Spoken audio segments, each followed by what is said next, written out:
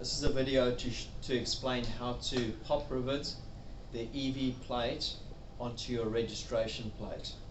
So what we need is 3.2 millimeter pop rivets, 2 of them, your EV plate, which you will have to get from transport department. You can follow a link. We'll attach it to this, where to get that from, and you'll have to get a 3.2 millimeter drill bit. Okay, what we're going to do is we're going to stick the plate on in the center,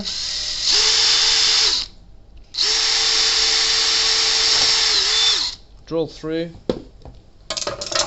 take our pop rivet into our pop rivet gun, attach the required head, stick it straight through your plate,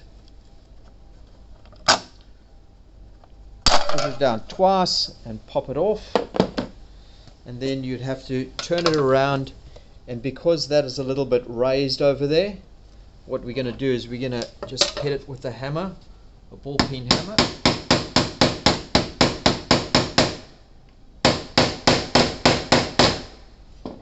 to round it off, and that's it. It's done. Your EV plate is attached to your registration plate. Thanks for watching.